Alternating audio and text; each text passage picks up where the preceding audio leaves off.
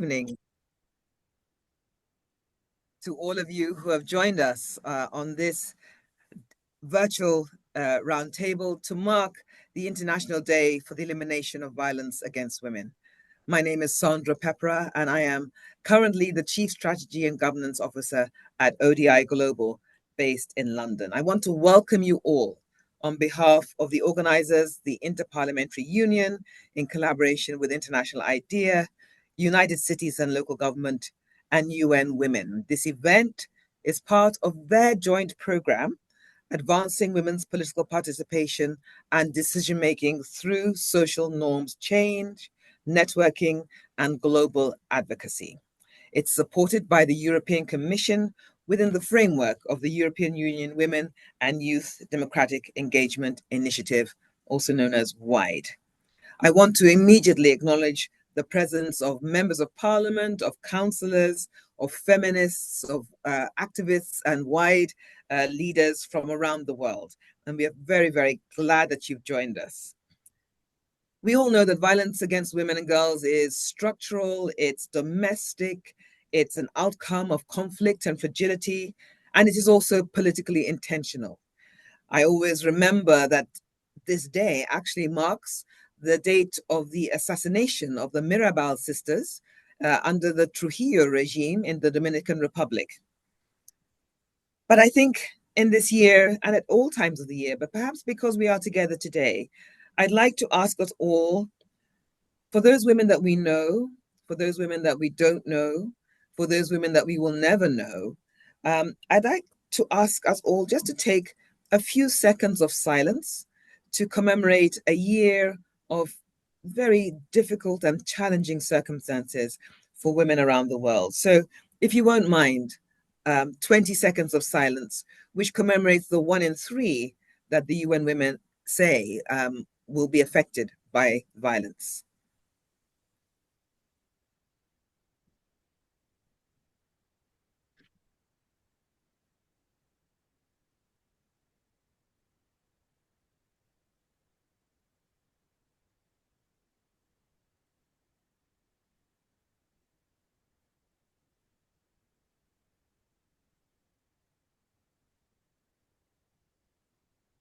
Thank you all.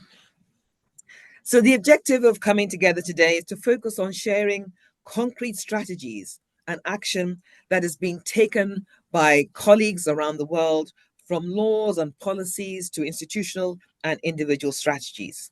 Some of the tools that already exist and can serve as inspiration to others, but also identifying what more needs to be done to support women in public life against gender-based violence, both online and offline. We are going to have speakers and sessions in 2 modalities. First of all, there will be some opening statements from Senator Cynthia Lopez Castro, who's president of the IPU Bureau of Women Parliamentarians. And then we are going to have some panelists give very short presentations and have a short question and answer session after each of those. We've got a dynamic and a full agenda, so I'd like to move swiftly on. Please remember that you're able to use your chat function to ask questions and share your views. There is interpretation available, so if you need it, please avail yourself of it. But without further ado, let me ask Senator Castro, please, to give us your opening remarks today. Thank you, Sandra. Pepera, I'm very happy to see you. Thanks for opening this forum. I also say hello to all of you, all the members of parliament, all the members of parliament, all the senators. I want to say hello also to Zeina from the Secretariat from IPU, to Susan from the National Democratic Institute, to Brigitte from the United States, and to everybody. I'm very happy to be here. Well, for a big hello from Mexico. It's very early here, but very happy to be with you in this important day. I welcome you to this virtual roundtable to mark the International Day of the Elimination of Violence Against Women. We wanted to meet on this special occasion to share and to light on violence against women in politics and revive our mobilizations and partnerships to combat it. We also want this event to help to identify strategies and tools also to prevent and address such violence, including tools that can help women in politics themselves to confront such violence and to heal from it. So as you can see, our aim through this event today is focused on solutions, both at policy making level as well as at more individual level. And let me say from the outset that while both women and men are exposed to abuse and intimidation in politics, too many acts of violence are gender-based and are disproportionately directed against women, online and offline. So thanks from the IPU, we have strong and incontestable evidence of this with IPU global and regional studies having uncovered the nature of magnitude of violence against women in parliament. So IPU is one of the big organizations in the world that has all this data about violence against women in parliament. So let me share with you some of the main findings of their studies. When we look at statistics, percentages of psychological violence against women, parliamentarians are very high, are 80 and 85%. So it's a lot. 80 and 85% is like out of 100, 85 members of parliament have suffered some kind of violence. So this kind of violence, by far the most common manifestation of psychological violence are sexist attitudes and remarks, which were experienced by over 66% of women MPs that have a survey.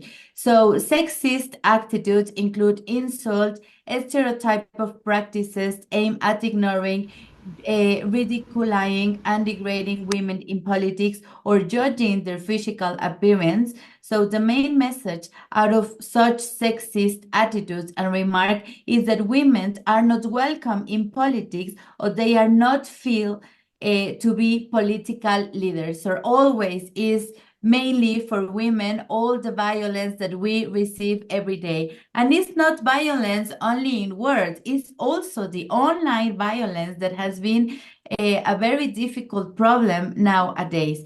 So other emblematic examples of psychological violence include threats of death, rape, and assault aimed either at the women themselves or their loved ones. An average of 45% of women MPs surveyed declare having subject to such acts. Online sexist attacks were also highly prevalent across the studies, especially in Europe, with 58% of the respondents have experienced such attacks. Our study in Africa showed that close to 40% of the women were sexually harassed. And the worldwide study revealed that 25% of the women MPs had faced psychological violence and that 33% of them suffer economic violence.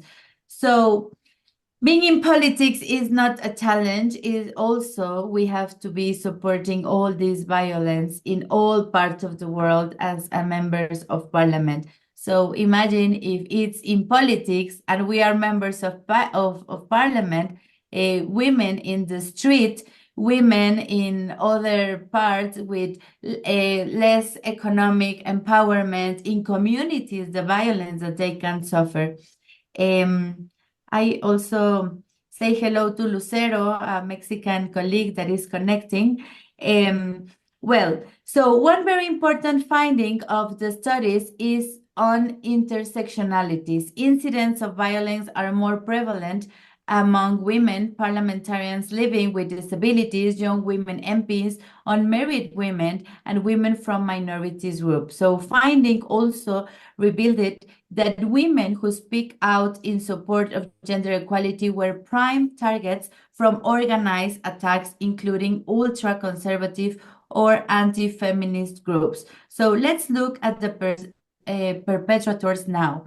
All forms of violence are considered.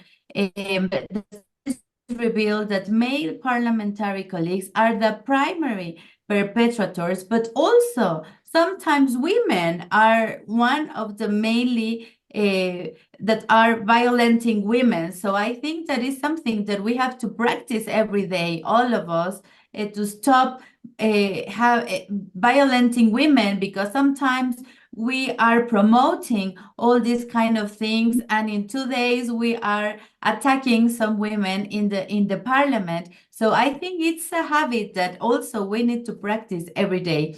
So, however, the majority of acts of online sexist attacks and acts of intimidation and threats against women can be attributed to the public or to anonymous people. So I trust this information will be useful to consider solutions and tools to support combating violence against women in politics, online and offline. So at the last point, I want to tell that I'm very worried about the online violence.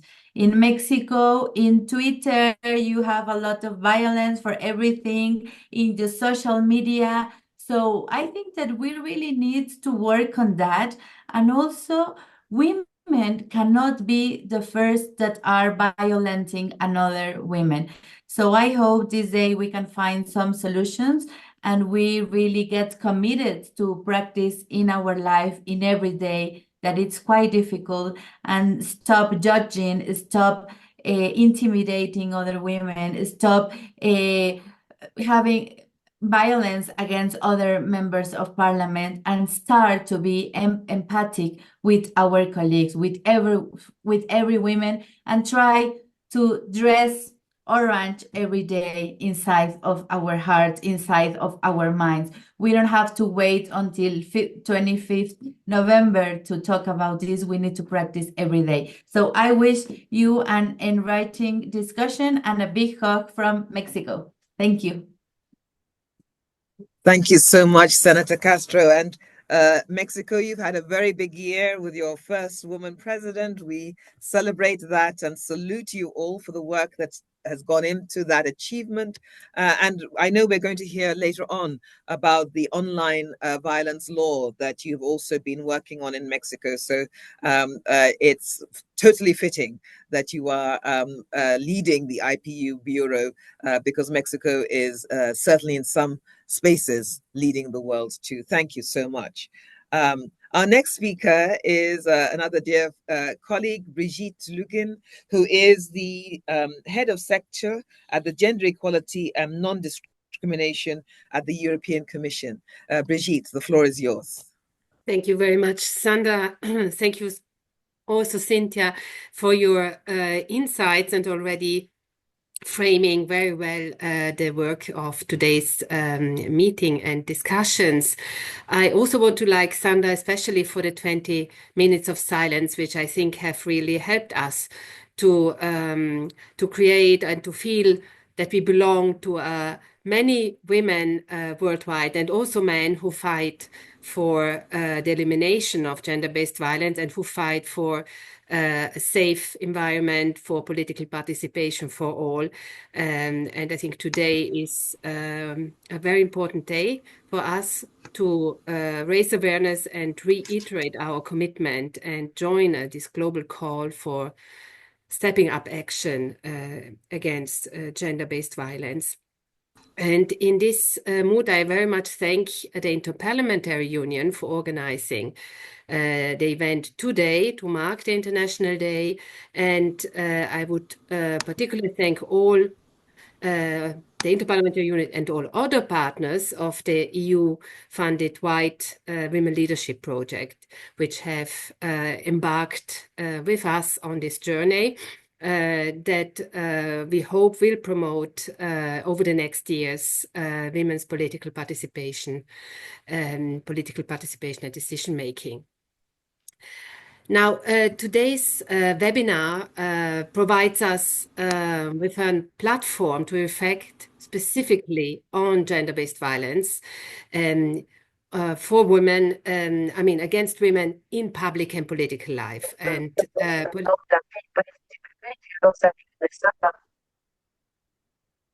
sorry, I think somebody had to switch off his mic.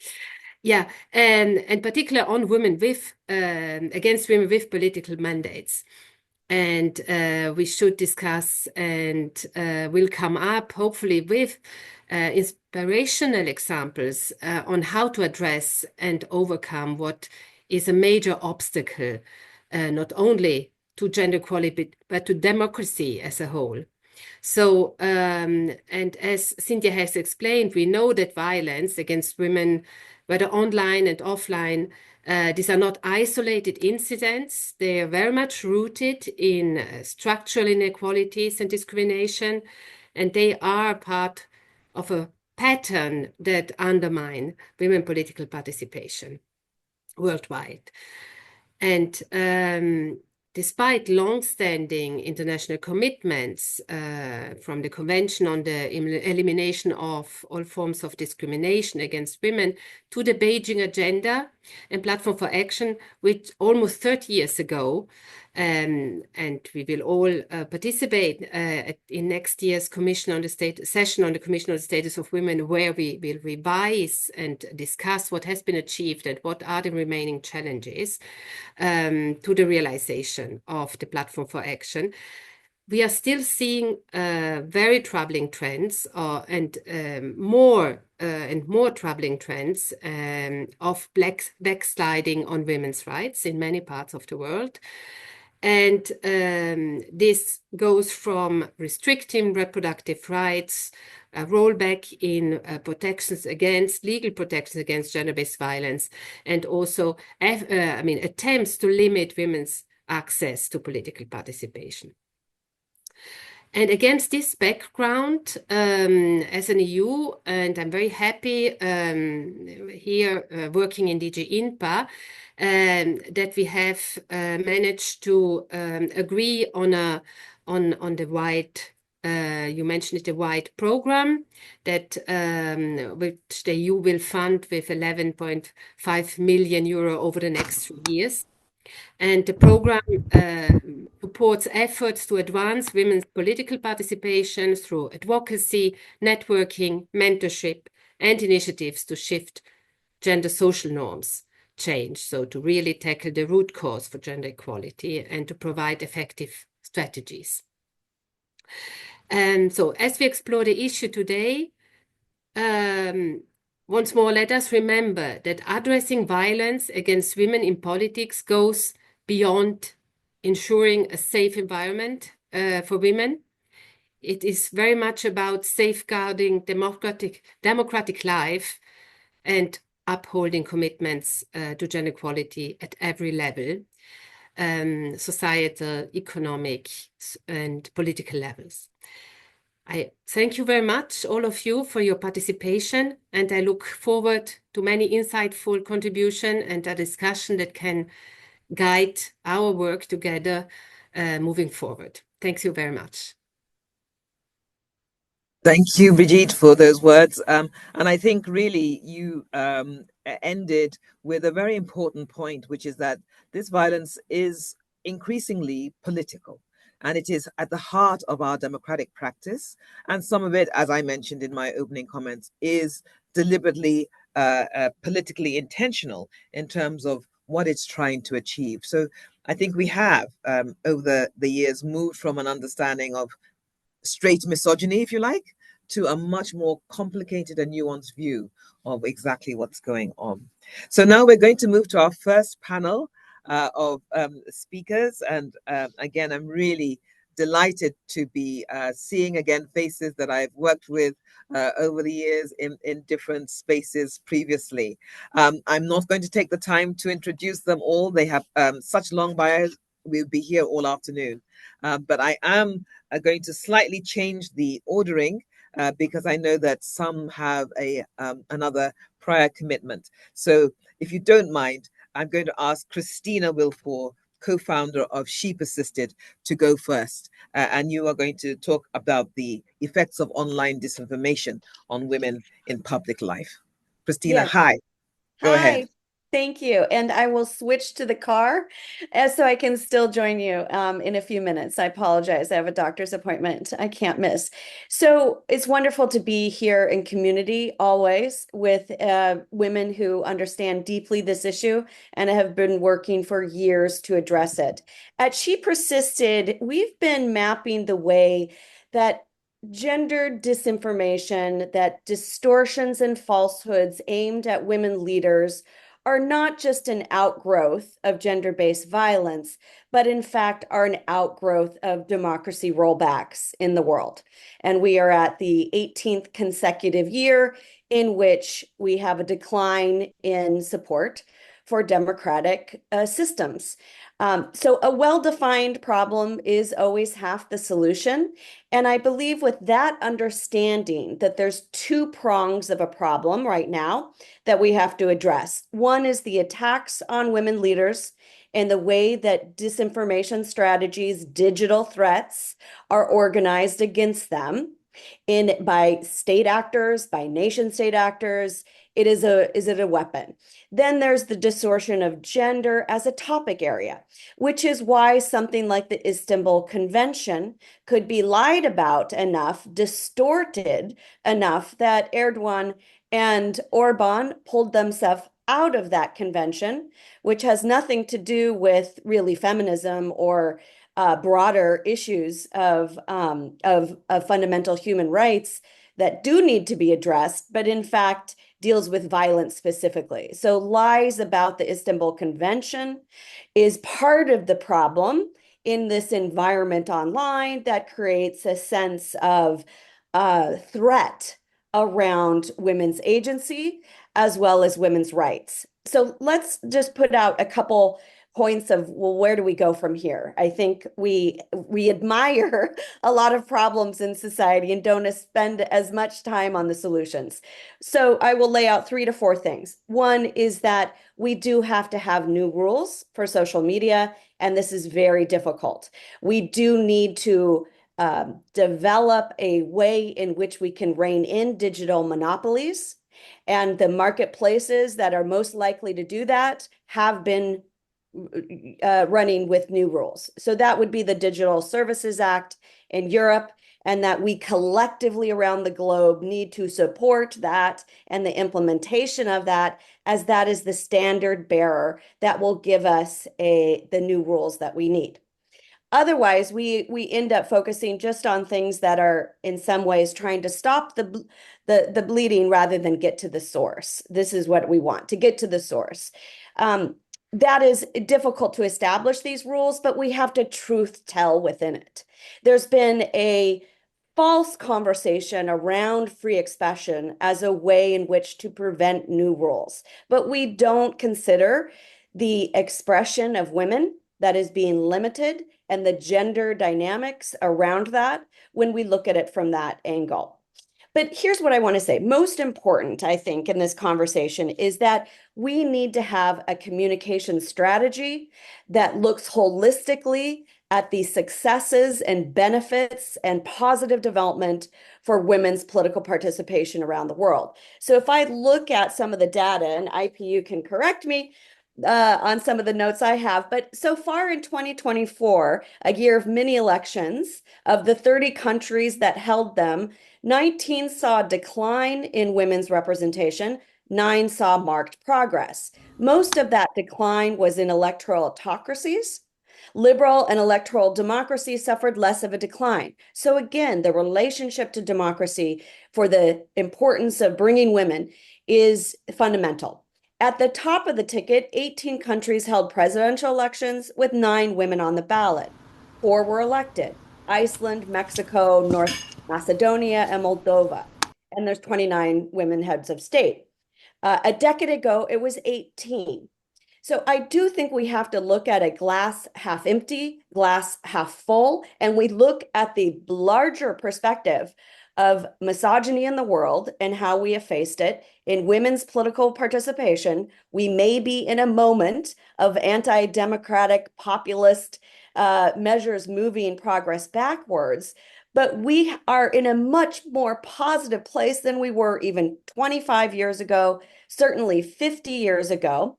And we need to start telling that story to stakeholders who will otherwise dismiss women. We need to go to electoral judges. We need to work with election management bodies. We need to work with political parties to incentivize them to continue to organize around the agency of women, to elect women to positions of power because society wants it. And that's my learning from mapping this from Ukraine to the United States, India, Italy, Tunisia, Yemen. She Persisted has documented the way that gender disinformation is used in multiple ways in which to try to create a threat around women's leadership. But the good news in that is that they have to orchestrate it because it's not coming from people. Now, of course, there's a human in the loop with all of this, and eventually society, I believe, will be more misogynistic and will be more acting in violent ways against women. But much of the online space is inauthentic. It has to be orchestrated because it's not there yet. So therefore, I would encourage all of us to look at the legal structures that exist, the stakeholders who we have convinced about the importance of women's political representation, and lean heavily into the positive developments that incentivize continuing on this path so that we ourselves do not undermine our own ability to participate politically. And that requires organic digital content of our own. That requires responding to the masculine, let's say, communities that are organizing in dangerous ways. It does require those new rules, but it requires a different story around the importance and value of women and how we are actually winning over time, and have to unwind, all of the things that are impacting where we're falling backwards and tie it into a broader conversation around the value of people-based movements that allow inclusive and representative systems and women to be part of them. Thank you, Christina. And I gave you a little bit more time because I know that we probably won't get much more from you immediately until you're in the car and on your way. But thank you so much for reminding us about some of the issues that we've been grappling with for a while. And I want to take the first point you raised, new rules for social media, because that really needs to happen at a global level. So looking to Lana, who is our representative from the global sphere, Lana Akar, Policy Specialist, Leadership and Governance Section at UN Women. You have the floor. Thank you very much, Sandra, and I hope everybody can hear me well. Good morning and good afternoon, and thank you very much for having UN Women today, especially to IPU colleagues for bringing us together. Ending violence against women in politics has been a top priority for UN Women for several years now. And as Sandra mentioned, we do work around the world, and we have initiated over 100 projects in 40 countries, and which include addressing violence against women in politics through legal reforms, incident monitoring, police training.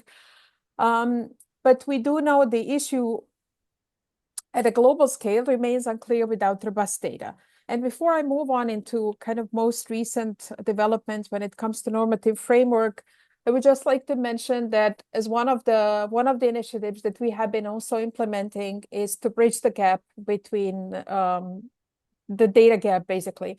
So we have been working with the national partners to conduct surveys on violence against women in politics to basically help generate comprehensive statistics and build globally comparable data to inform and advance evidence-based policy responses. We will have some of these findings being published next year, and preliminary findings from surveys we did in 5 countries reveal alarming trends. 1 to 2/3 of women elected to local governments reported experiencing violence to their gender and position. However, despite these circumstances, only 9 to 20% of women who experience such violence have filed formal complaints, underscoring the urgent need for systemic change and stronger protections. We also know that the respondents to the surveys noted that a lot of violence takes place online. which is also why we are here today. UN Women advocated globally to recognize violence against women in politics as a violation of human rights. And this has been reflected in the 2018 General Assembly resolution on prevention of violence against women and girls, and also CSW 65, which was held in 2021, where member states agreed conclusions to ensure a safe environment for women to exercise their political rights. But I want to focus today on the most recent development, which may be of interest to many of you in this virtual room.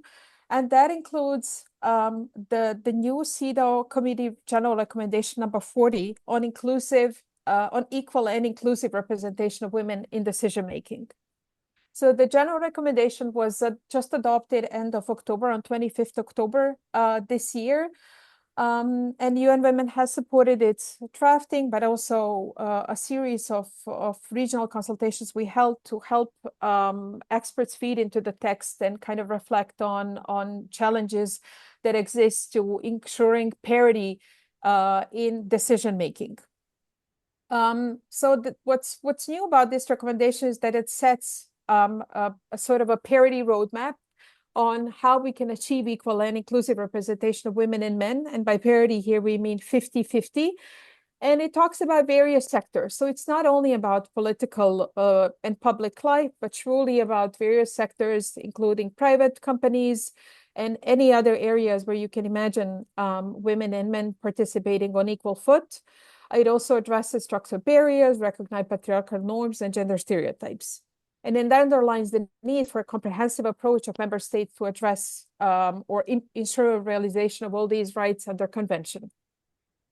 And what is very interesting, it actually recognizes that institutionalizing parity is the key safeguard to end gender-based violence against women, which is kind of a new phrasing of how relevant and how connected these two issues are. The committee in this general recommendation highlighted that current legislation addresses gender-based violence against women. It does exist, but it's often absent or insufficient. There's a lack of specific legislation on gender-based violence against women in public and political life. We do know there are some countries that have it and have adopted special laws or amended existing ones. However, we do know that there's definitely sort of in a wider sense, an absence of such specific legislation, including also violence that is perpetrated against women human rights offenders, on voters.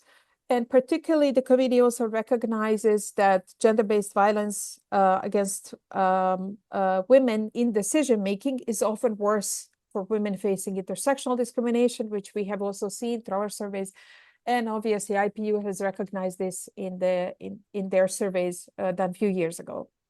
In response to the problem, the committee urges states parties to, well, one of the things that we can imagine is adopt and enforce comprehensive legislation to prevent, eliminate all forms of gender-based violence against women and girls, create independent and confidential complaint mechanisms, particularly for gender-based violence that takes place in decision-making sphere, introduce codes of conduct for parliaments, governments, regional and local councils, political parties, but also from an intersectional perspective.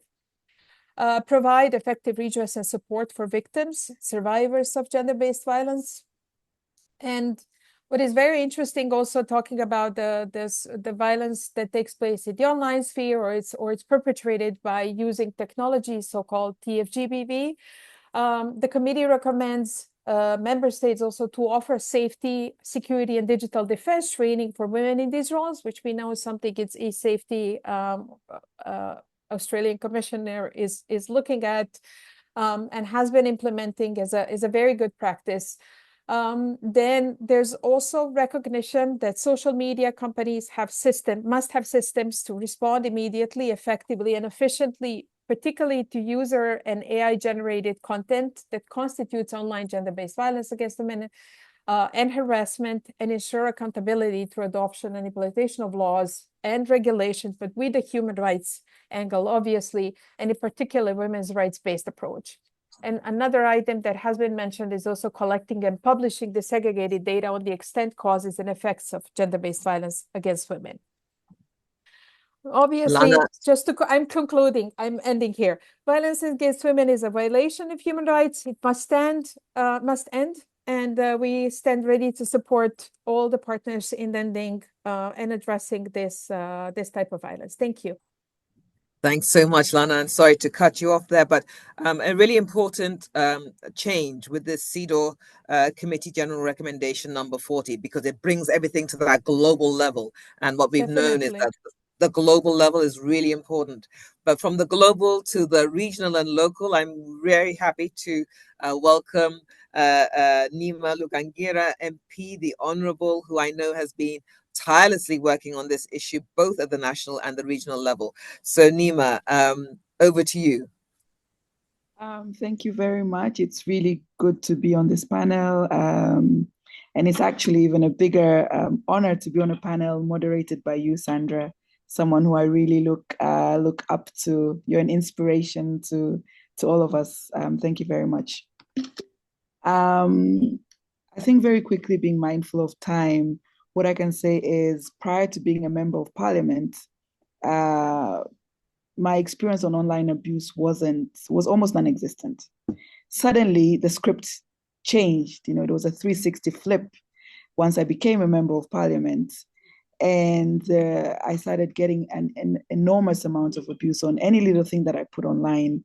And I started to look at, is it just happening to myself, or is it happening to also my fellow female colleagues in Tanzania, within East Africa region, Africa, and across the globe? And I came to realize that we all share the same issue.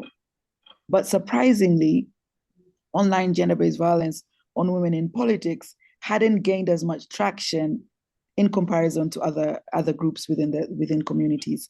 So I took it up upon myself to use my personal experience of online abuse since 2021, so to speak, to start advocating and championing that we need to also look at the issue of, we need to look at online gender-based violence on women in politics and how it shrinks democracy.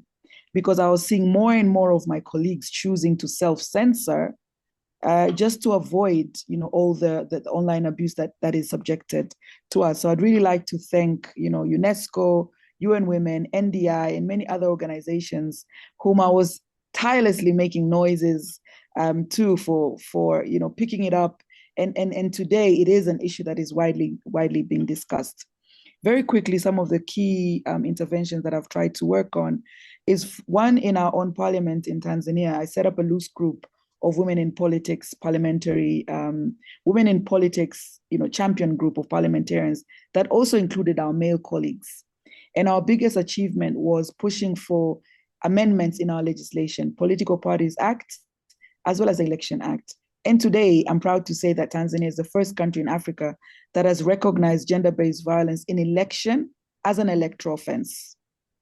So we're the first country that's recognized gender-based violence in election as an electoral offense. That also includes, when we're talking about gender-based violence, we managed to also include all aspects in information. We also make sure that every political party now needs to have a gender desk to address issues that relate to gender-based violence as well as issues. So that's very, very quickly on that. Number two is through final signs that you spell. But from NDI now for the first time is going to be right support for women in political victims to online gender-based violence, which was not prior, right? So for a fact, having expressed myself, the online gender-based violence from the year has been constant on level children, really affecting our mental and well-being. Number three, very quickly, the vice president, the technical rules of the Association of African election bodies to come up with the principles and guidelines in the use of election. Right now, they have through all election members of this association, unanimously adopted this information out there. So we now have to the guidelines that are kind of guiding how election bodies are important as also promoting safeguarding use of election. We can chief organizations such as one of the to work with the election commissions and countries. Finally, is IPU resolution. So I joined up with member partner Canada, Michelle, and we decided to pitch and propose an IPU to have artificial intelligence solution. And I'm very also see it tsunami adopted. It's an IPU resolution, the impact of artificial intelligence, the effects of democracy, human rights, and in this resolution, they don't have cost structure, but really relevant to today. It's really cost structure, not quickly. It's a call for the measures to bridge digital gender. This is called we're talking about paving way or breaking the cycle of online violence with digital gender and the second call to action is actually addressing that the urgent parliament to prioritize prevention and elimination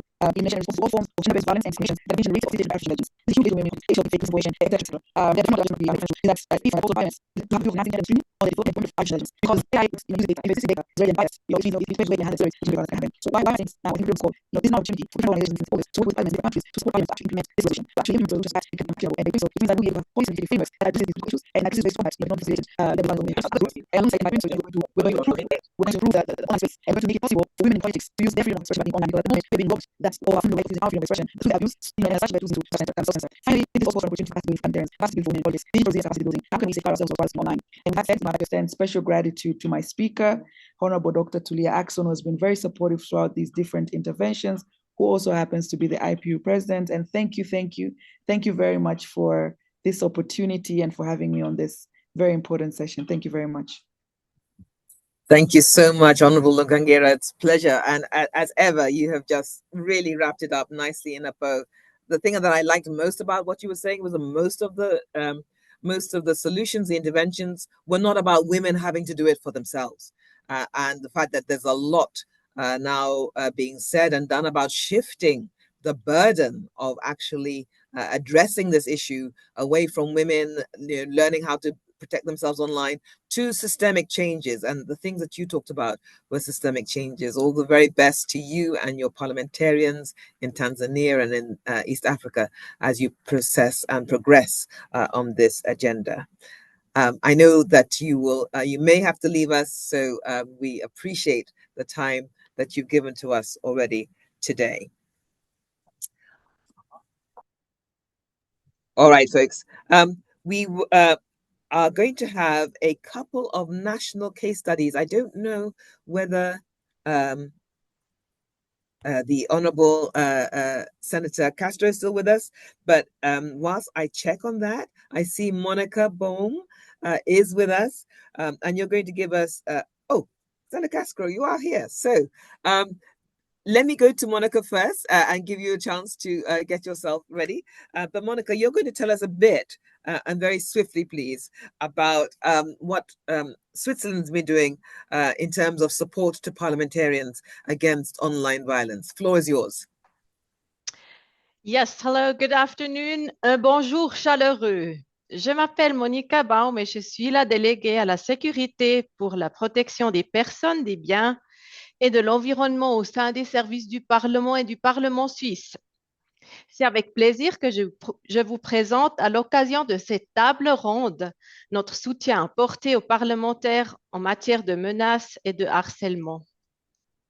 Nous conseillons les parlementaires dans les domaines suivants: menaces, contraintes, chantage, sextortion, insultes, atteinte à l'honneur, harcèlement, harcèlement obsessionnel et usurpation d'identité sur Internet.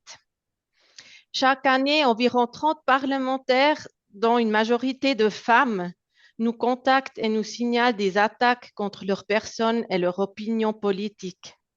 Les attaques sont généralement anonymes et se font par mail, par appel et de plus en plus par les médias sociaux. Dans la plupart des cas, il s'agit de harcèlement et de menaces. Les parlementaires concernés me contactent par téléphone ou par mail. Dans un premier temps, j'analyse le contenu de messages et en me basant sur mon expérience, j'émets une recommandation. Les services du Parlement ne sont toutefois pas une autorité poursuite pénale et font donc appel à l'Office fédéral de la police, FEDPOL, pour des clarifications supplémentaires. Celle-ci peut, si nécessaire, prendre des mesures immédiates et selon la gravité du cas, peut par exemple demander un dispositif à la police. Depuis 2 ans, tous les parlementaires disposent également d'une application pour smartphone qui leur permet de transmettre des harcèlements, menaces, etc. directement à FEDPOL. Pour des conseils concernant le harcèlement sexuel et le cyberharcèlement, les parlementaires peuvent contacter une entreprise spécialisée avec laquelle nous avons un contrat. Toutefois, seules 3 femmes ont fait appel à cette offre au cours des 2 dernières années. Le niveau de tolérance est différent pour chaque membre du Parlement. Ce sont surtout les femmes ayant une famille qui réagissent immédiatement aux menaces. J'aimerais maintenant vous parler d'un cas qui remonte déjà à quelques années. À l'époque, les adresses des domiciles privés des parlementaires étaient publiées sur le site Internet du Parlement. Suite à une adaptation de la loi sur le Parlement, ce n'est plus obligatoire depuis environ 2 ans. Une parlementaire a reçu une lettre de menace anonyme contenant des menaces très concrètes contre sa vie et l'intégrité personnelle. Vu la manière dont les menaces de violence étaient décrites et le niveau de détail, fait Paul a supposé que le potentiel de violence fut très élevé. Par la suite, différentes mesures de protection qui pourraient contribuer à améliorer sa sécurité et surtout aussi celle de sa famille ont été discutées avec la parlementaire. Au niveau des mesures architecturales et techniques de son domicile privé, la parlementaire a décidé de renforcer la porte d'entrée, d'installer un vidéophone et de poser sur les fenêtres une protection contre les projections et les intrusions. En outre, elle a mis en place des mesures de sécurité organisationnelle et a déposé plainte contre inconnus auprès de la police. La police a en outre effectué des rondes de contrôle à intervalles réguliers à son domicile privé. À ma connaissance, les auteurs n'ont jamais été identifiés. L'expérience montre que les agresseurs ne sont que très rarement connus, mais il s'agit bien plus pour les parlementaires de donner un signal et de signifier ainsi qu'elles ne tolèrent pas de telles agressions. Merci de votre attention.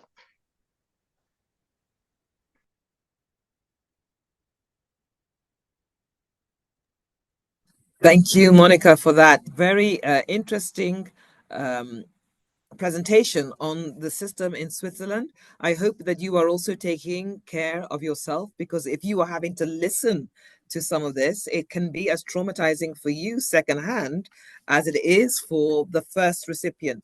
So do take good care of yourself too as you do this important work. Thank you for sharing this experience with us.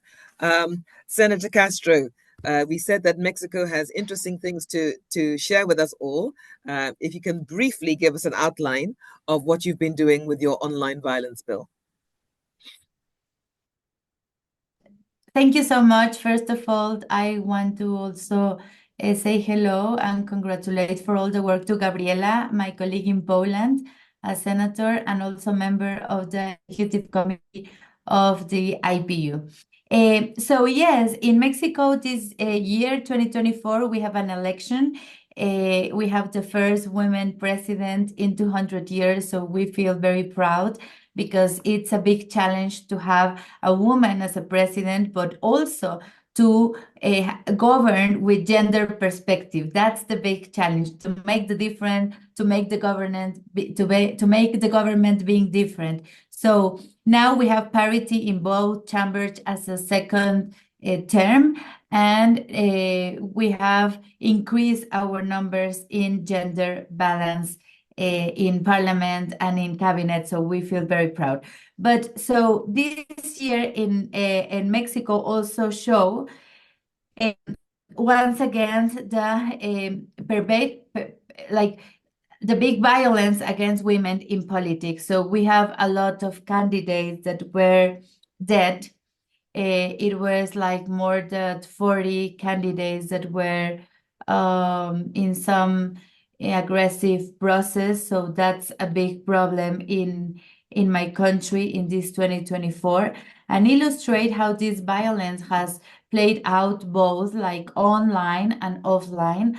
I insist in talking about the violence online because it could think that it's invisible or it doesn't, it's very important, but it hurts a lot.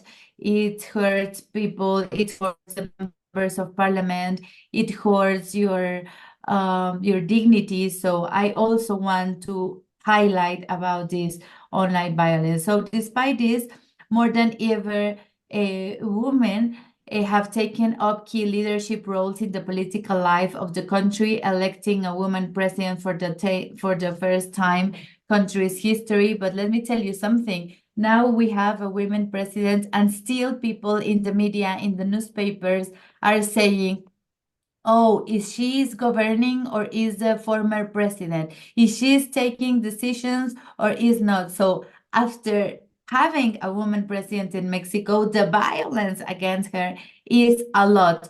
Like they are having doubts all the time about the mandate, about the decisions, about everything. So I think it's not enough to be in government. It's also that for women, you have to be demonstrating all the time, like each second, each minute, each decision, that you are making good decisions. So I think all the violence is there. So I have to tell you some actions that Mexico has taken.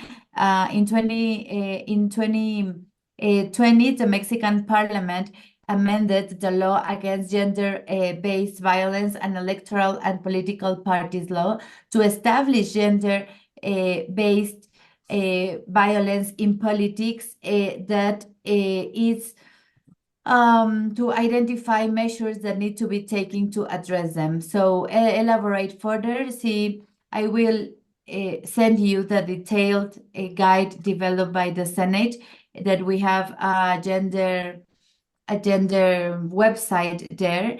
And also, I would like to talk about that in 2021, we adopted the federal as a federal like a federal landmark legislation to combat tech facilitated gender-based violence called Ley Olimpia. So Ley Olimpia is our big law, is against violence and is typifying as a crime all the digital violence. So in the past, it was not a crime, and Olympia, that is an extraordinary activism in Mexico, she started promoting this law. We supported her in the parliament and in the Senate, and now this law, it's typified that digital violence is a crime in Mexico. So I think it's a big step against violence. So explained what is this law is like.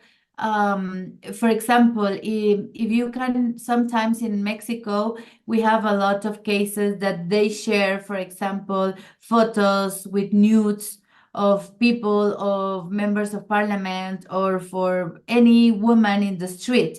So now, if someone has, even your boyfriend, even your partner, even your husband, if they have some photos of you and they share, just because of share, even you give them the photos, if they share the photos, absolutely it's a crime. And it's because sometimes a lot of adolescents, they share some photos with the boyfriends or whatever, and then in the website they see in a pornographic, they were selling the photos, it was terrible what they were happening with these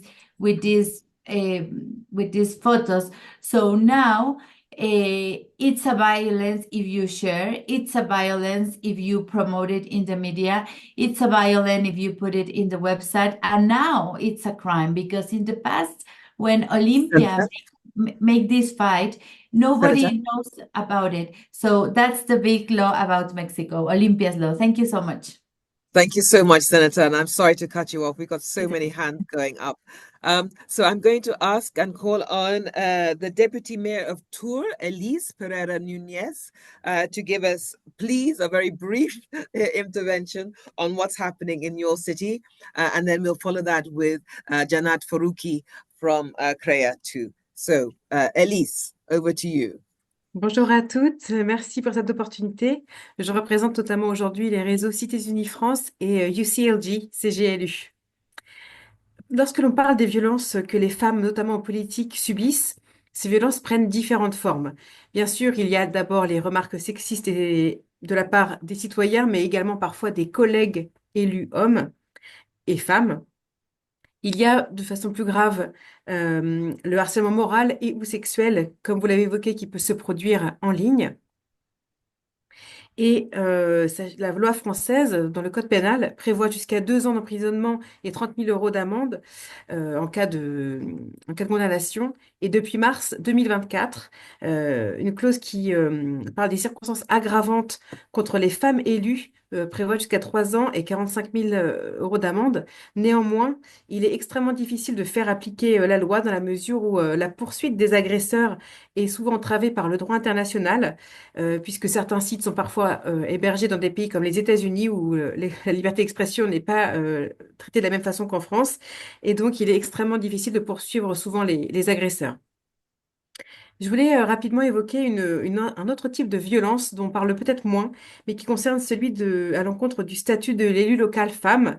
Je parle par exemple du rapport au congé de maternité des femmes élues, ce qui peut aller des remarques déplacées, de la perte de légitimité des femmes élues, jusqu'à parfois la remise en compte de leur mandat. Et bien sûr, un manque d'encadrement juridique et législatif qui prouve que la singularité propre aux femmes n'est même pas pensée par la loi. Je pense notamment à l'exemple de la maire de Poitiers qui n'a pas pu être indemnisée pendant son congé de maternité, alors que normalement la loi prévoit que les femmes en général dans le travail soient indemnisées. Donc ça pose de vrais problèmes en matière d'égalité, d'accès à certaines fonctions. Et je voulais prendre le temps de parler d'une solution que les femmes élues locales ont trouvée. C'était la création par des femmes élues d'un réseau nommé Femmes élues locales, un réseau national et transpartisan qui permet de porter la voix des femmes élues ainsi que d'échanger sur nos propres expériences, à la fois pour porter un plaidoyer pour un travail au Parlement en France sur le statut d'élu local, pour protéger les femmes élues et surtout pour ne pas entraver l'engagement des femmes en politique, notamment en continuant à encourager le leadership féminin. Merci à vous. Thank you, Elise, for that very important reminder about what's happening at the local level as well. I think we often forget the ways in which women at the local level face even greater structural inequalities, lack of resources, this particular set of microaggressions that you suggest there too. So it's an important reminder. Thank you for that. And thank you, UCLG, for taking up this work on behalf of women at the local level. Now, to Dr. Janat Faruqi, who is also going to say a few words on behalf of the Generation Equality Coalition. Janat, go ahead. Thank you so much, Sandra. So I'm going to follow cue about field interventions and local interventions. I'm Jannat and I'm from KRIA, which is a 25-year-old feminist human rights organization anchored in India with a global footprint.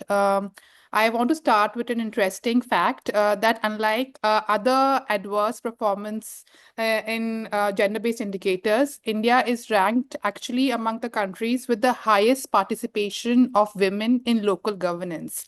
So with over 1.5 million women in local government structures.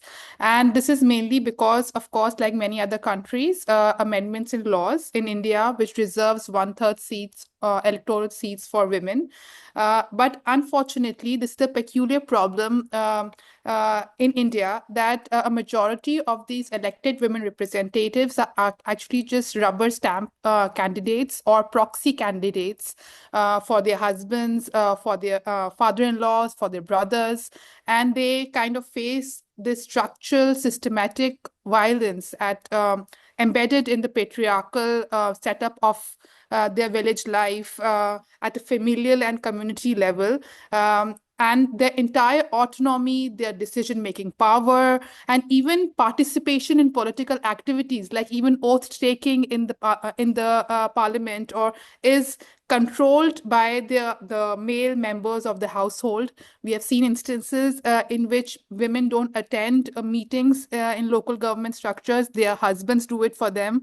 So they're just like a proxy, tokenistic participation. So in this unique situation, KRIA implemented its program, its field program, Meri Panchayat Meri Shakti, which means my strength is in my own local governance, under which more than 2,000 EWRs, which is elected women representatives, in remote rural villages of India received a series of trainings, hand-holding, capacity building on topics like how to foster feminist leadership at local levels, at community levels, how to bring forward women-centric issues like GBV and SRHR into the forefront of local political bodies, and what negotiation, very basic negotiation strategies that women can uphold to assert their rights and agencies in male-dominated political spaces. And there were a series of empirical evaluations that were conducted and have shown that when elected women representatives have that kind of handholding, have that kind of support, so they become more confident in asserting their political agencies. And I want to now quickly end with the very critical learning that over the past few years, Kriya has had, that any norm level change in attitudes and behaviors of the community, which actually normalize seeing women in leadership roles, we need to engage beyond the women representative themselves. We have to capacitate, we have to engage with other key stakeholders in which these women are functioning in, so that involves elected male representatives. So, we understand that capacity building of elected male representatives is as important as the EWRs, spouses of the women, village elders who have a say in the women's lives. So, and so that all of them can come together, create an enabling environment, and facilitate a meaningful participation for the women instead of just having tokenistic and legally mandated gender quotas. Thank you so much. Thank you, Janat. You disappointed me and distressed me because we had held on to so much hope from the Panchat work for so many years and decades that this was a movement of women moving through. But as ever, Kriya, you've caught it, you have addressed it, and you are turning it around. So thank you for that work. And I'm sure so many people would love to see that. And particularly your last point about engaging the other reps as well and the other stakeholders, hugely important as we push women forward, that there is a receptivity by others as well. So thank you for that. Thank you. Asma, I see your hand is up. If you don't mind, I'm going to hold you as the first person after the next set of conversations because we're running slightly behind time and I want to catch up a bit. So Asma from Tunisia, you'll be the first speaker at the next end of the sessions. So we've already started to talk about how we address this violence against women, the structural violence, the online violence, domestic, and the violence against women in political life. And in this section of our event this afternoon, we're going to hear again from leading experts and women who are working on this from various different angles. And first up is Georgia van der Westhaven from Australia, and she's Assistant Manager of International Engagement at the E-Safety Commission. And she's going to talk about the social media defense that I think was mentioned earlier on by Christina and others. So Georgia, if you're there, the floor is yours. It's a video message, Sandra. Oh, it's a video message. My apologies. Thank you.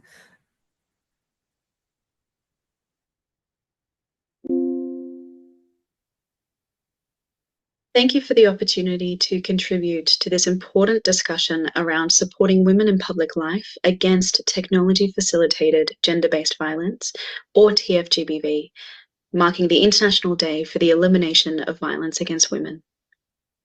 My name is Georgia, and I am an Assistant Manager at Australia's E-Safety Commissioner.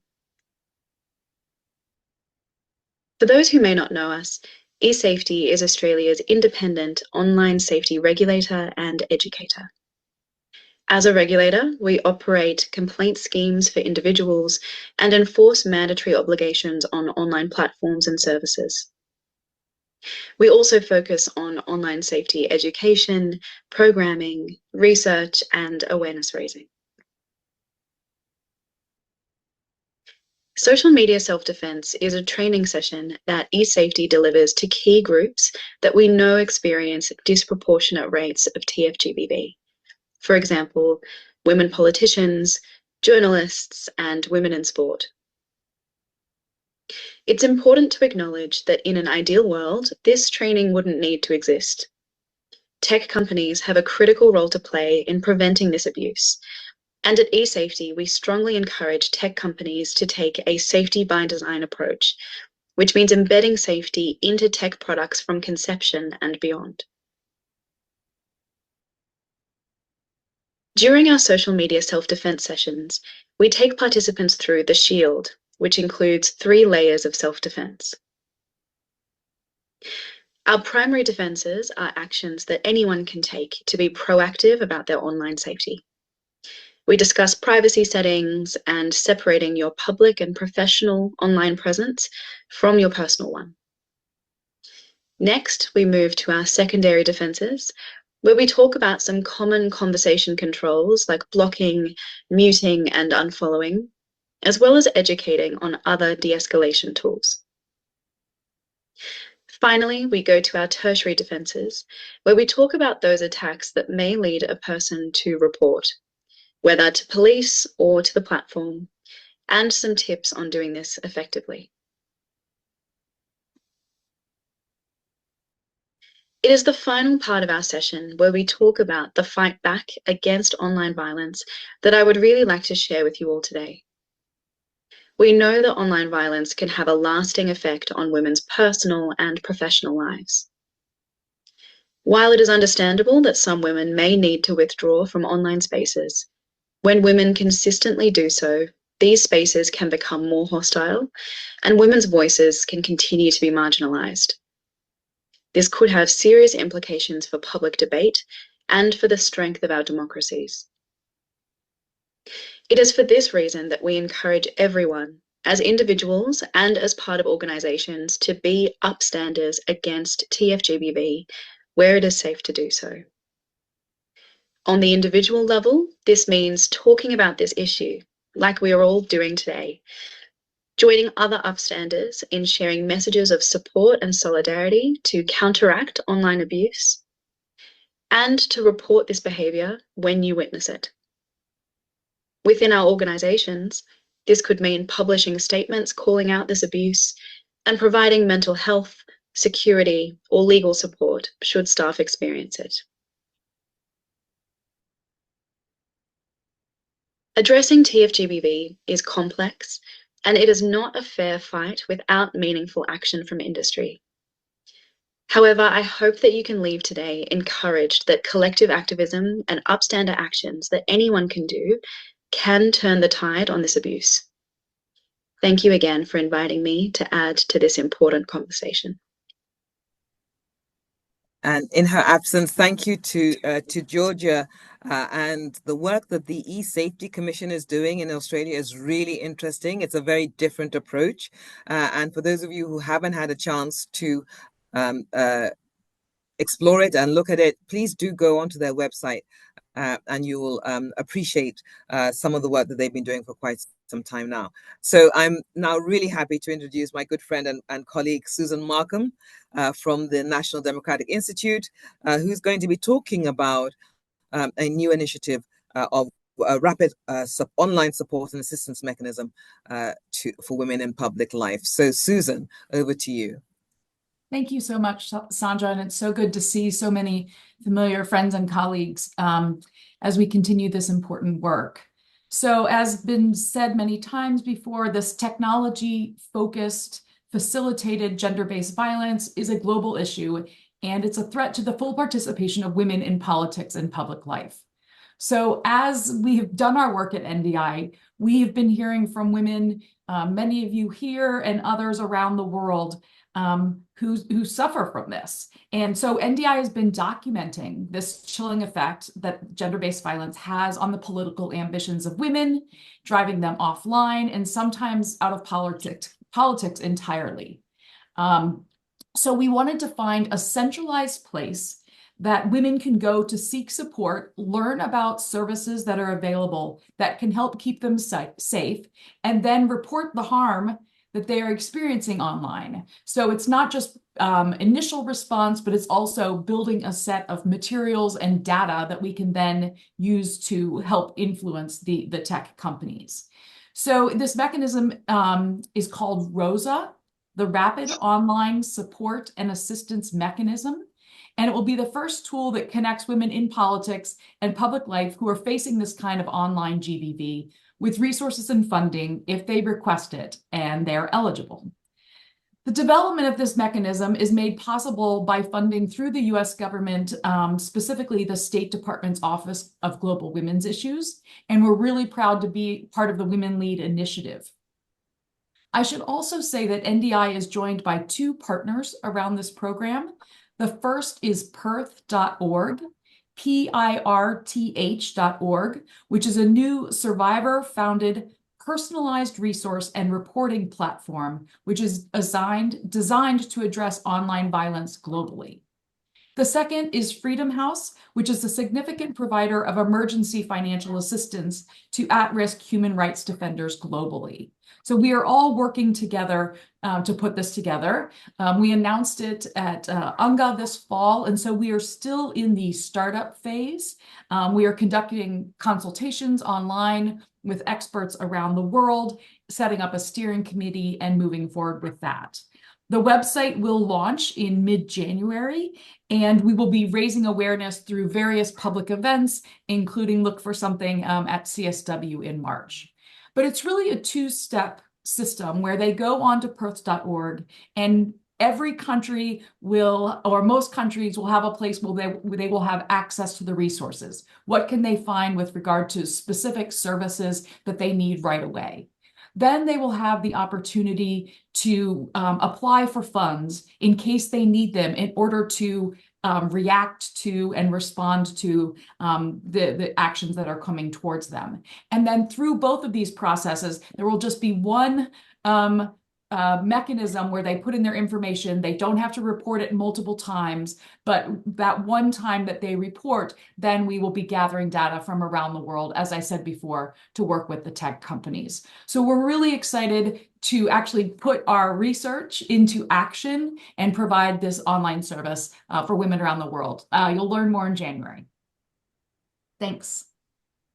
Thanks so much, Susan. Such a really important and exciting initiative there from NDI and its partners.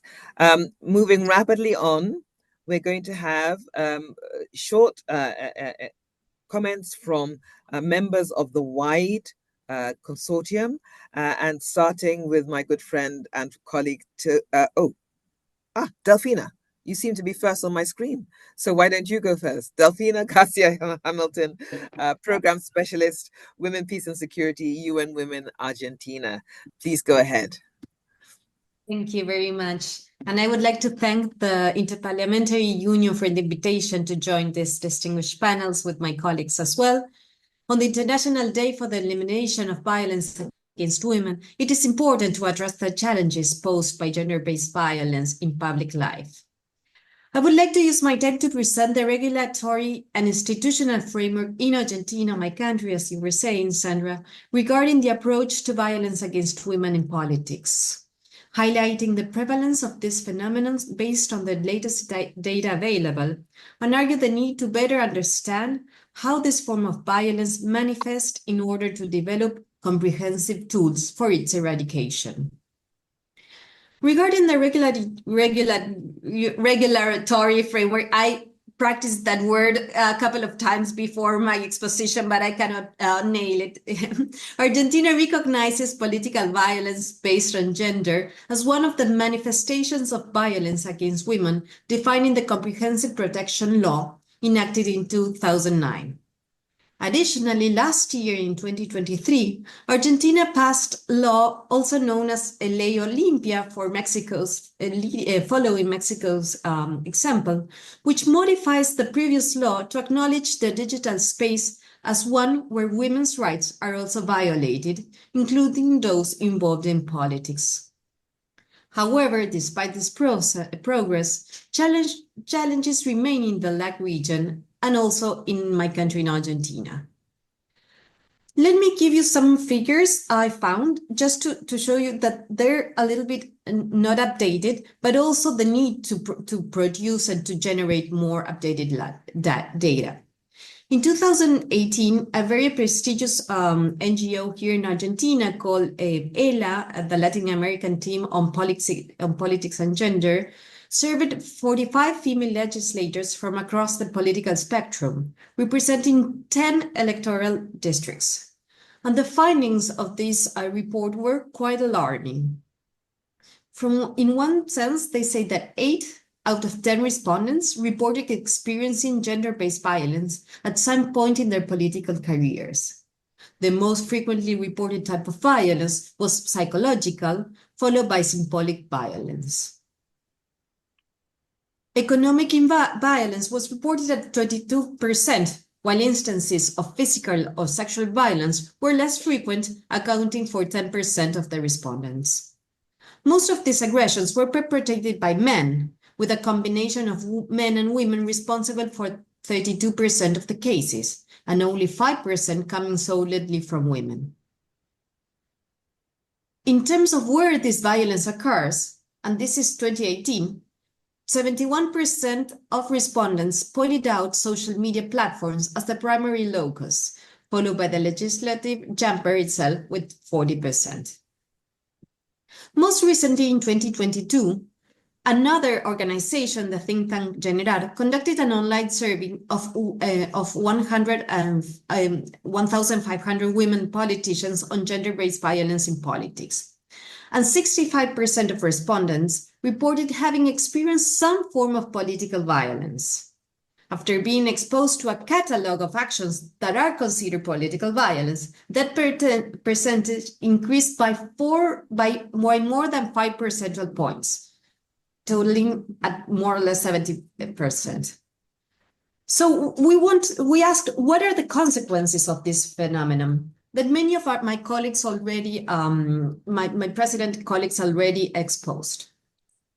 But in 2022, we, in the LAC region, we supported, in partnership with the Regional Alliance for Freedom of Expression and Information, we collaborated in the elaboration of a research which was published in 2022.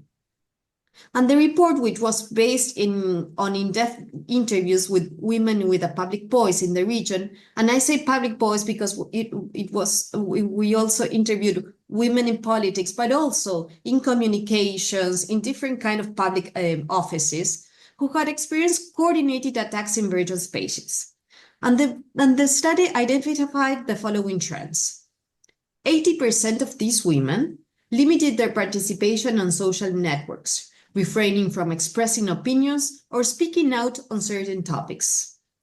40% reported self-censoring, avoiding writing or speaking about topics relevant to the field of area or expertise. And 80% feared or continued to fear for their physical safety and even for their lives. Given this situation, we believe in UN Women and UN Women in Argentina that it is important to conduct an updated study with a comparative framework to delve deeper into this issue. We are working together with VAWiP to implement the first survey on gender-based violence against women office holders in Argentina. And we will be working with both at national and local level legislators. This will enable us to think about context-specific tools that help us address violence against women in politics, reduce its impunity, and transform relevant institutions such as political parties and electoral cards. We have started with this work now in 2024. We will be delving in this research in 2025, and we'll be happy to share the findings in an upcoming conversation. Thank you. Thank you, Delphina. And I think we are excited to hear of this work going on in Argentina, which has such a storied history of women in politics and women's resistors and women presidents and everything else. So I think this will be a really interesting piece of work from a place that should, to your point, have had more research done on it so far. So it's interesting that it's coming so late, but better late than never. Thank you very much. Now I'm going to hand over to my colleague and friend, Ms. Rumbidzai Kandazwika Wundu from International IDEA, who's the principal advisor there for democracy inclusion. Rumbi, floor is yours. Thank you, Sandra, and greetings to everyone. It's such a privilege to be part of this conversation, and thank you, IPU, our partner, for organizing this important discussion. From the international idea perspective in regards to what we are doing under the Women and Youth Democratic Engagement project, which we implement in partnership with UN Women, the Inter-Parliamentary Union, and UCLG, which is funded by the European Union Commission. It's very important to point out the essence of why we are seeing gender-based violence. And just listening to some of the examples like that were mentioned by Dr. Janet from Korea, India, and the honorable member from Tanzania, and also what the colleague was sharing recently on the experiences from Argentina. It is very clear that we have a challenge that is universal, but the extent will differ. And this challenge, which we are pushing forward and paying particular attention to under the VAWiP project, is the issue of social norms, gender social norms. And we are at a point where we need to name the cause, because what we see happening in terms of violence against women in politics, technology-facilitated gender-based violence, which now is essentially amplifying the perceptions, the attitudes, and the stereotypes that are entrenched within societies. So we might have to see ourselves going back to the basics. They are basics, but they are very challenging because it touches upon sensitive issues around people's societies, traditions, customs, and practices. And what we see happening, the violence that we see occurring, even within political parties internally, it's all a manifestation, or it's informed by what women are supposed to do, the perceptions, what is defined as the women's place. I was just listening to something today, and I think the world has even reinforced it, this whole narrative or notion that it's a men's world. So the violence against women that we see is simply a message to not just the individual woman, but to women as a group, that according to the social norms, according to the gender roles and responsibilities, this is not your space. So we need at this point to be paying particular attention to gender social norms, rigid gender roles, because that again creates the care burden which women have to deal with. And in that regard, pushes women outside the public sphere, the positions of power and decision-making in politics, because women are not supposed to be in this space. And this is one of the areas that we need to keep drawing attention to, challenging ourselves, because I always say, sometimes we find ourselves, even as women, acting as custodians of culture, of gender norms and gender stereotypes, without interrogating the harmful effects that they have and ultimately the impact that it has on women's political participation and representation. So as we commemorate this day, as we have these discussions about eliminating all forms of violence against women, gender-based violence, and now what we are seeing happening online, we need to say, what is the driver? How do we challenge the driver? Because there are so many across the world who protect the drivers of gender-based violence through various arguments. And some of them are also shrouded in religious interpretations. So in a nutshell, Sandra and all colleagues, and we are faced with an elephant in the room, if I can conclude by saying that. And we don't know how we are not that we don't know, we are trying various solutions and strategies to push this elephant out of the room, because it's a bottleneck It's a barrier. And this is one of the issues that we are paying particular attention to under the wide Women and Youth in Democratic Engagement project. Let's deal with the gender social norms, the rigid gender roles. I think they are a game changer, and they can help us in terms of addressing the perceptions that we see manifesting now with regards to technology-facilitated gender-based violence and all forms of violence against women. That's my, what can I say, teaser and challenge to all of us, so that we can also do an introspection. Where do we stand about the need to challenge the gender social norms across the world? They are not in one continent, they are universal across the world. They manifest in different forms and levels and extents. Thank you, colleagues. We cannot afford to stop or be tired. Thank you, Rumbi. And as ever, wonderful, wonderful alliteration. So back to basics. And the elephant in the room, this elephant that we're all actually feeling different parts of, but it's the same elephant, right? And that's also a really nice way of thinking about these underlying gender norms.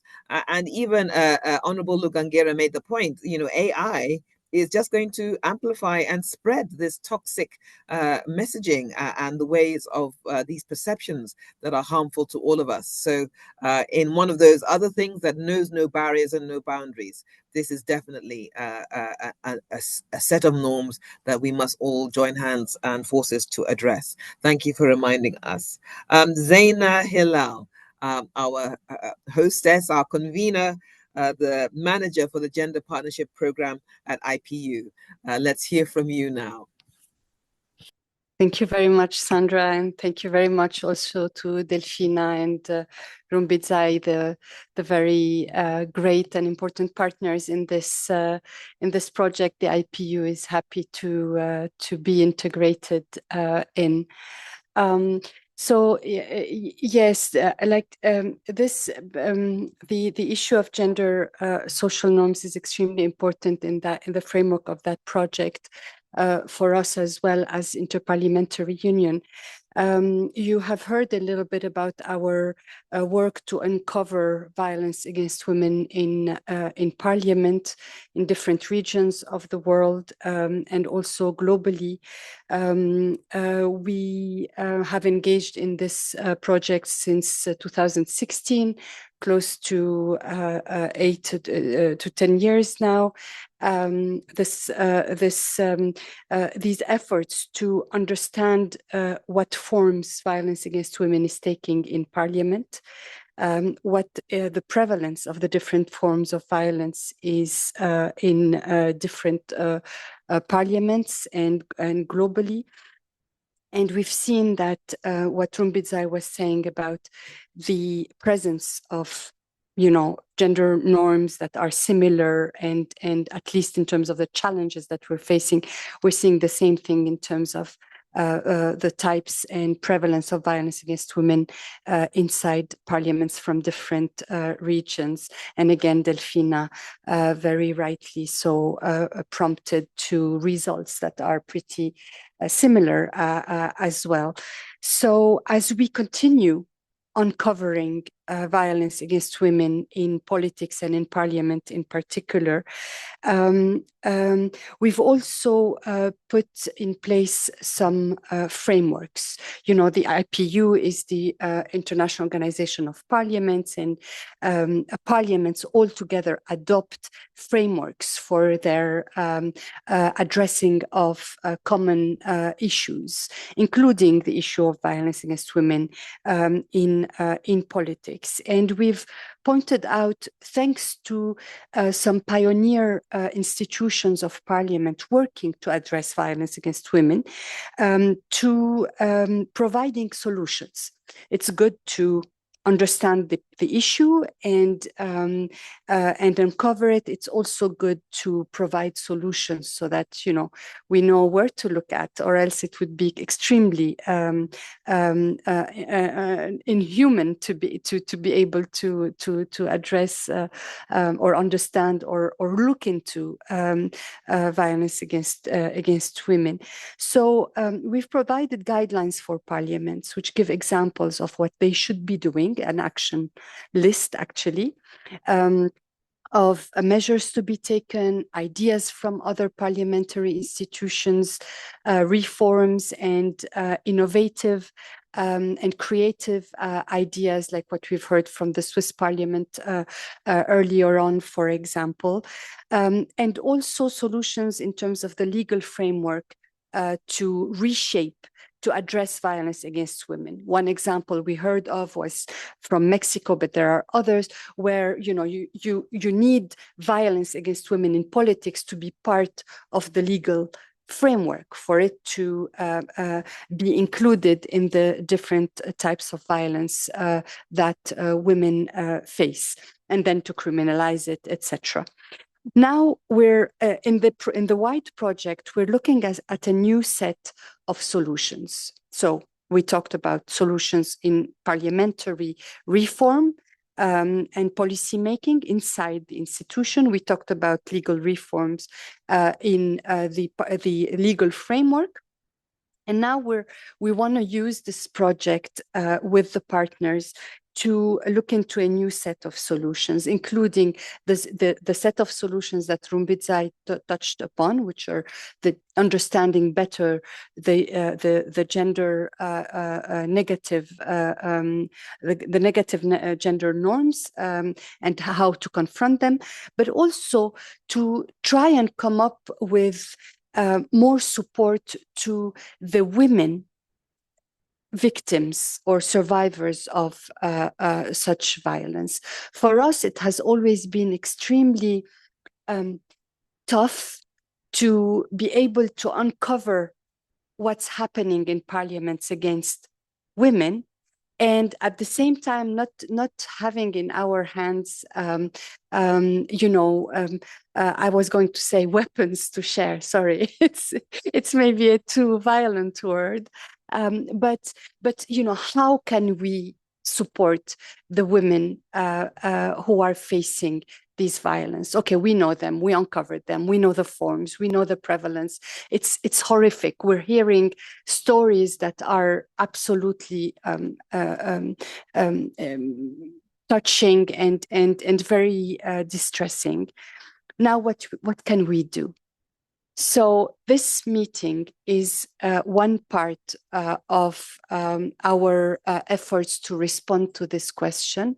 What can we do in a very practical way to support women parliamentarians? What Susan talked about within the ROSA new framework by NDI is absolutely great. And we would like this meeting to help us identify what tools can be useful for us to work on through the VAWiP project to be able to support better and more directly and more efficiently the women who are facing all this violence that we've been talking about today.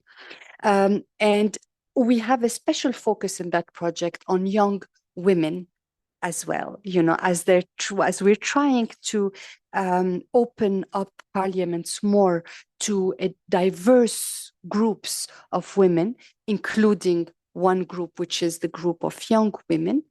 What needs to be done? What tools can be useful for this new generation of women entering parliament to be from the beginning supported? So open question to you all. And I really hope that we can hear your views, your ideas, your thoughts, and your creative solutions. Thank you very much, Sandra, and everyone.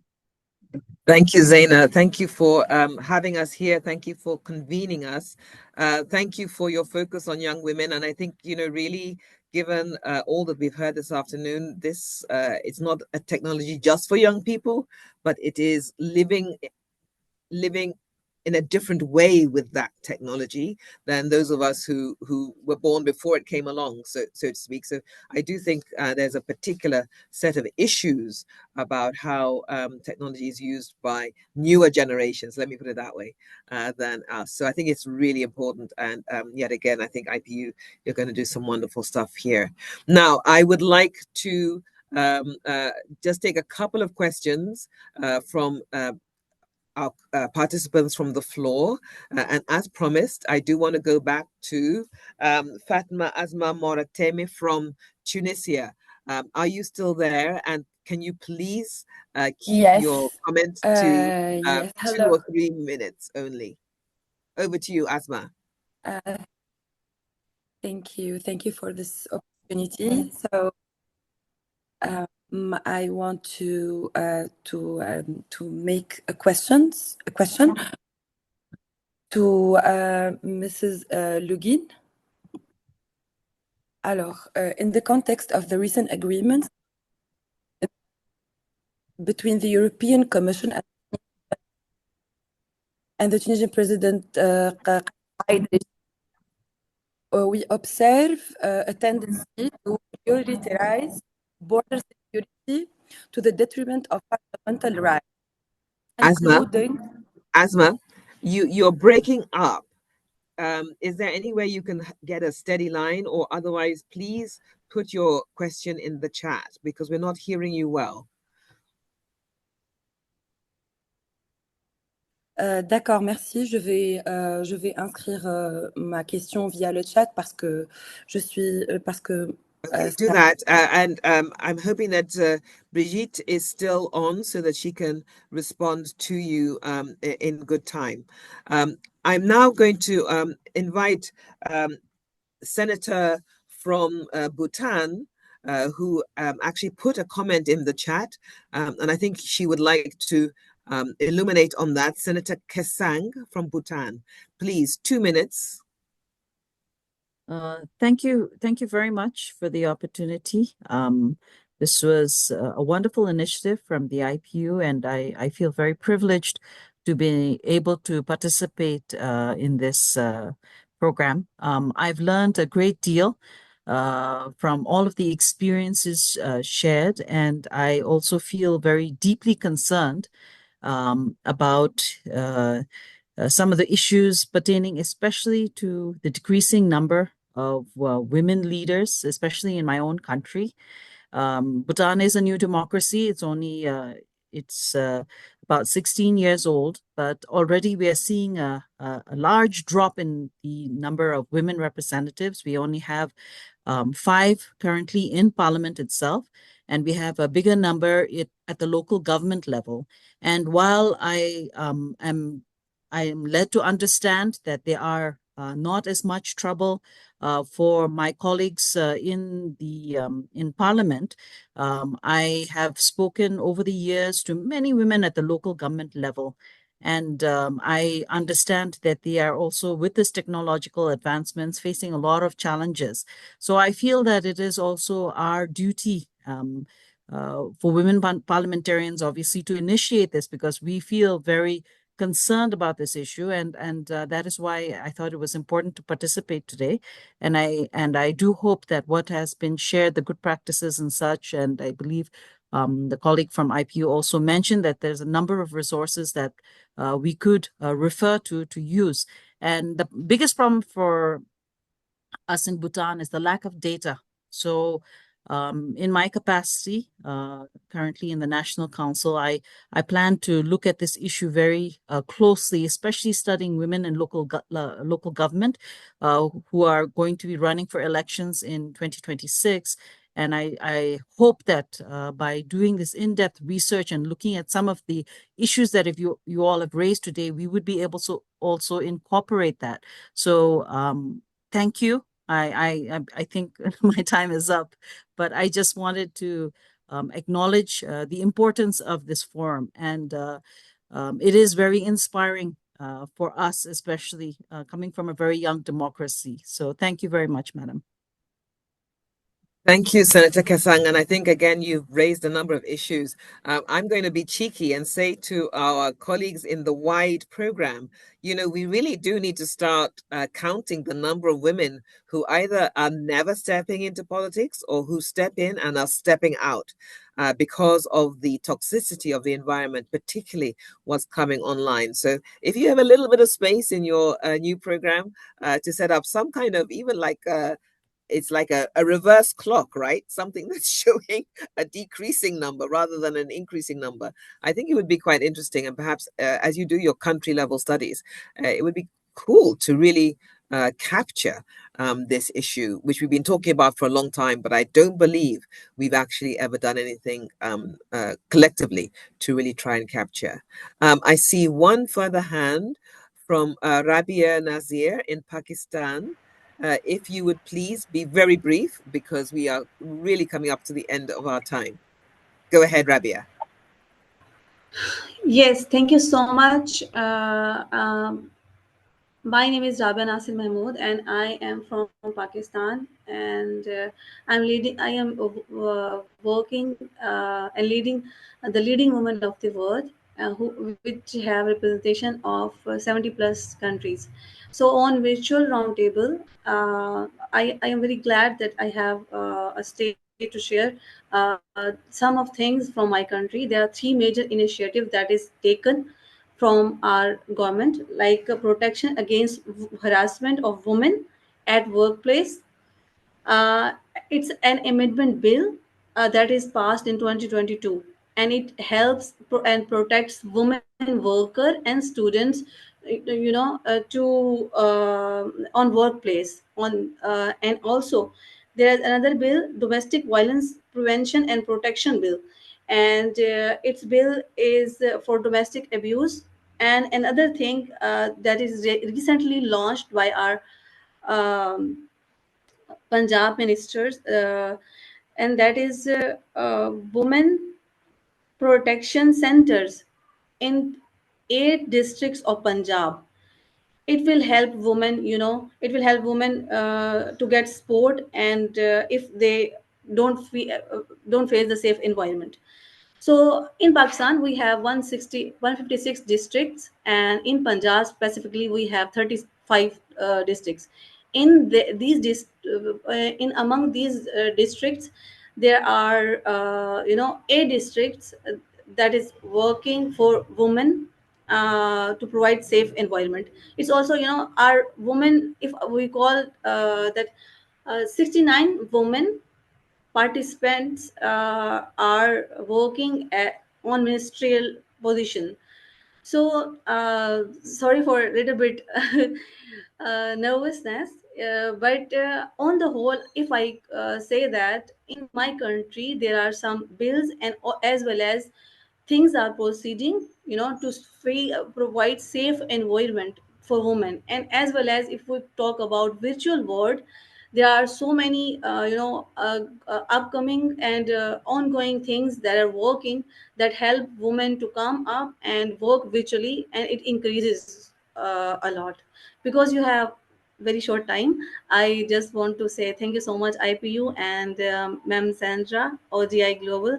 You are doing really nice job, and by bringing all the women together and giving them a chance to speak with all the senators and parliamentarians, and it also enhances our knowledge and giving us courage, and that okay, we also the part of this huge organization, and also we can also speak that. I really appreciate that. Thank you so much. Thank you to Rabia. Thank you for giving us some insight into what's happening in parts of Pakistan as well. One of the things that I remember being very impressed by is the Benazir card, which is a hugely important piece of empowerment for women in Pakistan. So it's interesting to get these nuggets of things that, when joined together, can really provide a sort of a critical lift to women's empowerment there. I see one more hand, Sonali. I'm afraid we are right up against the end of time. So I'm not going to be able to take your comment unless you can literally do it in 30 seconds. Do you think you can? Yeah, thank you. I All can. right, 30 seconds. I mean, really 30 seconds. Yeah, thank you. Well done. Yeah, I just wanted to point out one thing, that it has been said correctly by Dr. Jannat that women representations are more in local area, but not in the national level. So I just wanted to share my views that we need a strong woman and expertise at a national level in our country. and even at a globe. And many times the political parties has been funded through the electronic bond by various companies through illegal ways. So I think that this should be stopped, and the true woman representation we needed to stop this kind of violence, because many a time these women has been supported by their husbands and by their political members. I mean, they are representing from 10 to 15 years, but similar political parties are representing, and they are sending their women in these to represent our country. But I think this should be stopped, and a new woman and a new face should be encouraged. And for that, we need some strong support. Thank you. Thank you. Yeah. Well done, Sonali. Thank you very much for that. Actually, very accurate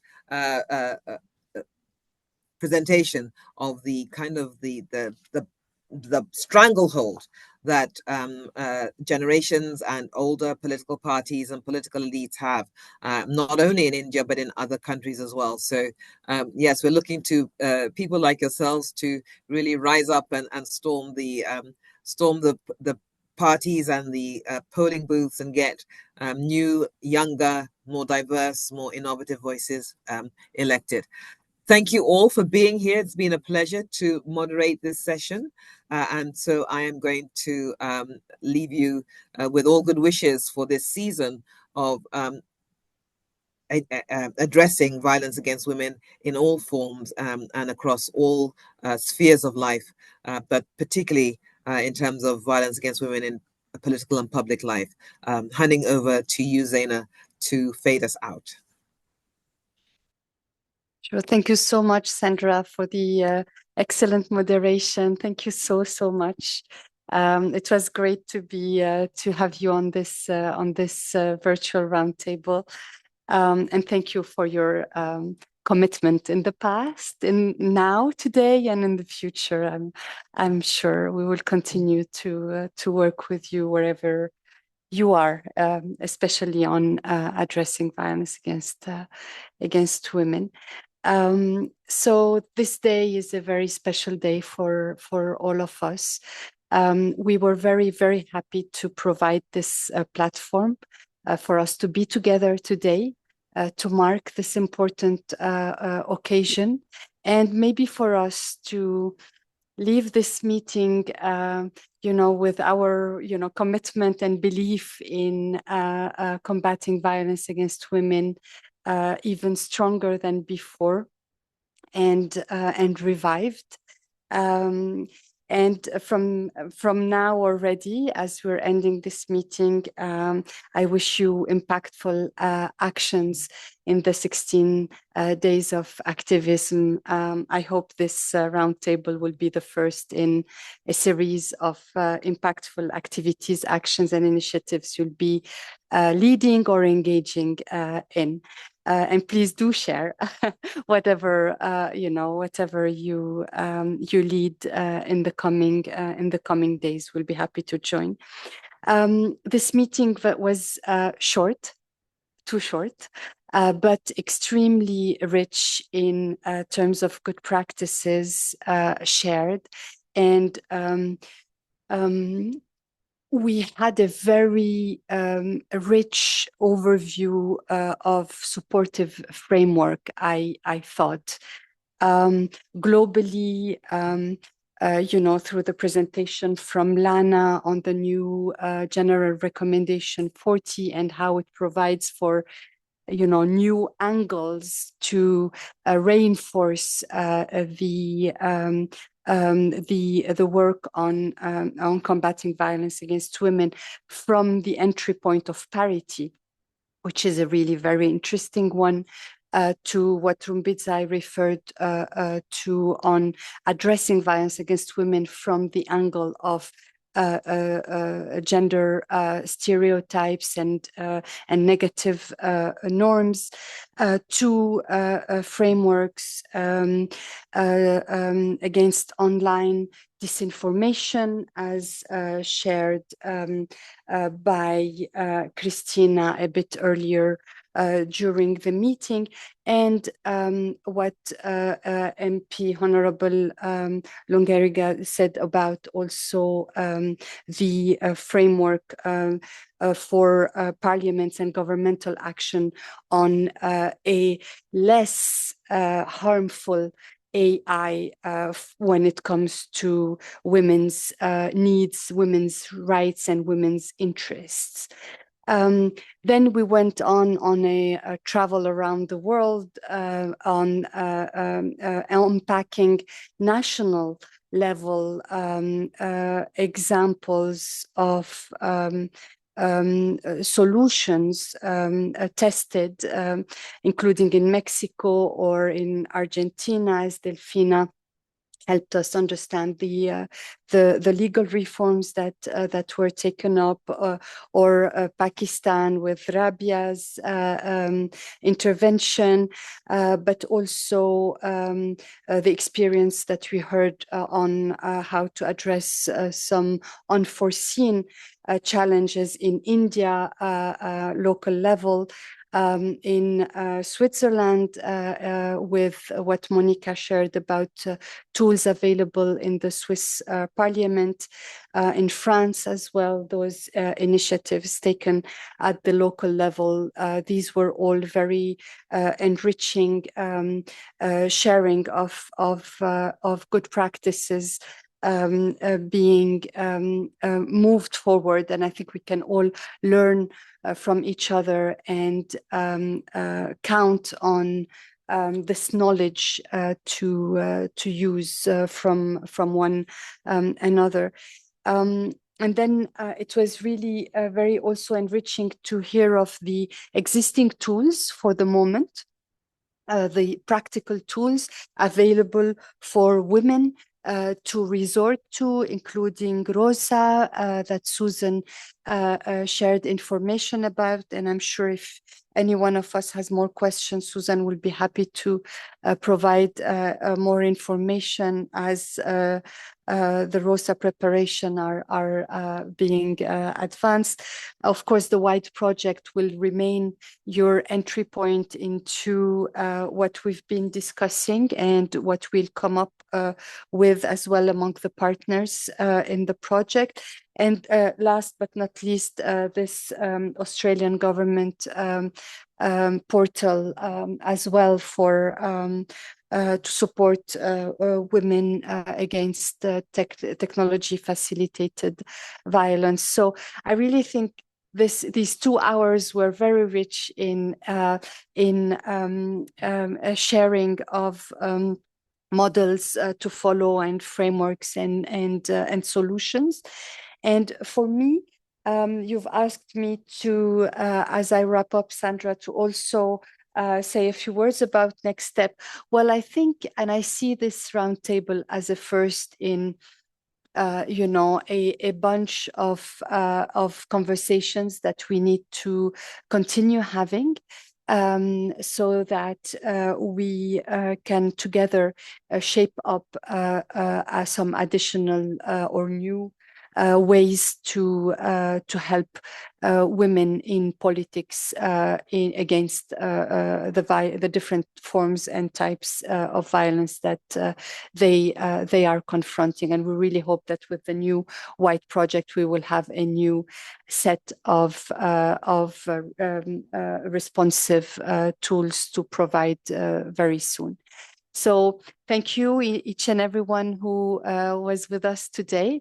As I said, we will meet again.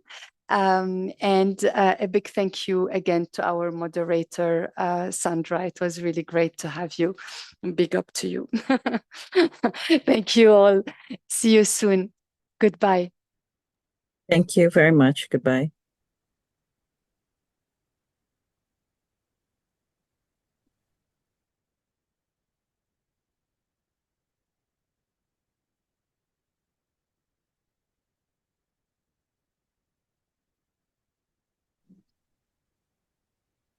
Thank you very much from Mexico.